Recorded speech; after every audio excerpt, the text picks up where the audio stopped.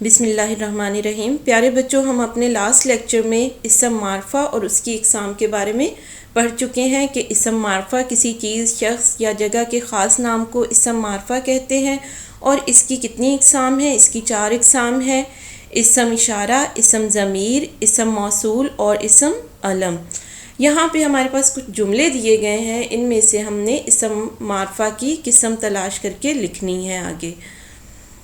درج ذیل جملوں میں سے اسم معرفہ کی اقسام تلاش کر کے دیے گئے کالم میں تحریر کیجیے۔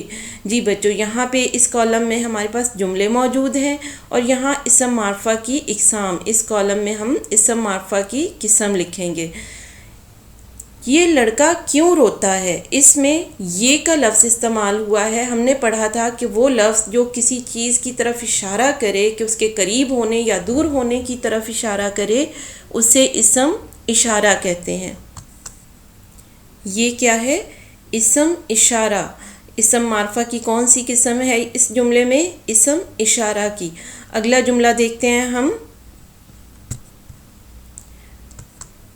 علی آیا اور اس نے کھانا کھایا۔ جی بچوں، ہم نے پڑھا تھا کہ جب کسی کے نام کی جگہ پہ ہم کوئی لفظ استعمال کرتے ہیں تو اسے اسم ضمیر کہتے ہیں، یا کسی نام کو آگے مزید بار بار دہرانے کے بجائے جو لفظ ہم استعمال کر رہے ہوتے ہیں وہ ضمائر ہوتے ہیں۔ علی آیا اور اس نے کھانا کھایا۔ اب یہاں پہ ہم نے یہ نہیں کہا کہ علی آیا اور علی نے کھانا کھایا، علی کی جگہ پہ ہم نے اس کا لفظ استعمال کیا ہے، تو اس کیا ہوا؟ اسم ضمیر۔ اسم ضمیر۔ اگلا جملہ دیکھتے ہیں۔ جو بوئے گا وہ کاٹے گا۔ جی بچوں، اس میں آپ دیکھ رہے ہیں کہ جو کا لفظ آیا ہوا ہے، تو جو ہے اسم موصول ہے۔ اس کی 2 پہچان میں نے آپ کو بتائی تھی۔ ایک تو یہ کہ یہ جیم سے شروع ہوتے ہیں، اور دوسرا یہ 2 حصوں پر مشتمل ہوتے ہیں۔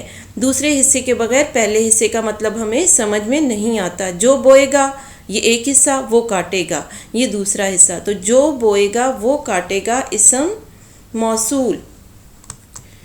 اسم موصول۔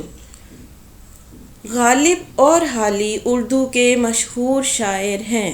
جی بچوں، جہاں پہ کسی کے اصل نام کی جگہ پہ کسی خوبی کی بنا پر دیے گئے نام، یا جو انہوں نے خود رکھے ہوتے ہیں اپنے نام، وہ ہوں تو انہیں اسم علم کہتے ہیں۔ جیسے غالب اور حالی، یہ دونوں تخلص ہیں۔ غالب اسد اللہ، مرزا اسد اللہ خان کا تخلص ہے، ایک شاعر ہیں، اور حالی مولانا الطاف حسین کا تخلص ہے۔ حالی وہ بھی ایک شاعر ہیں، تو یہ ان کے اصل نام نہیں ہیں، ناموں کی جگہ پہ انہوں نے جو اپنے تخلص رکھے ہوئے ہیں وہ ہیں، تو یہ بھی یہ اسم علم ہوئے۔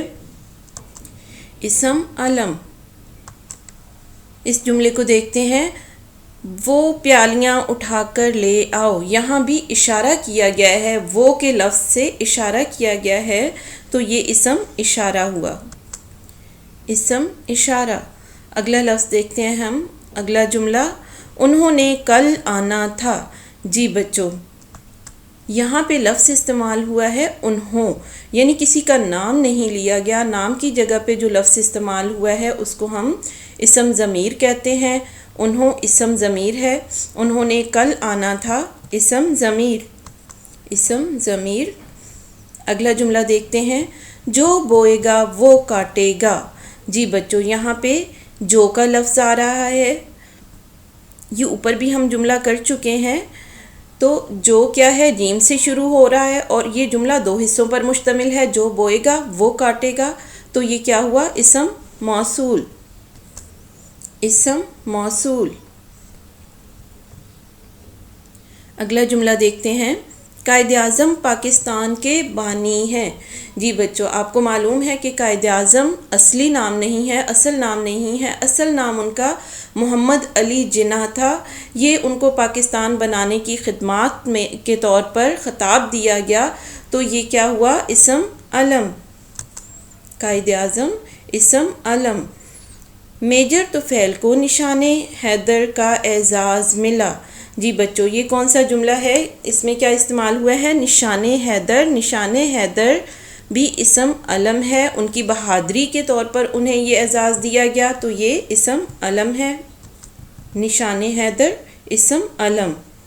جسے اللہ رکھے اسے کون چکھے. جی بچوں، اس میں بھی لفظ آ رہا ہے جس سے، جو جیم سے شروع ہو رہا ہے، اور یہ جملہ دو حصوں پر مشتمل ہے.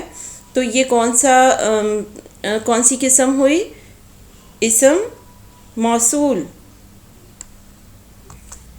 جسے اسم موصول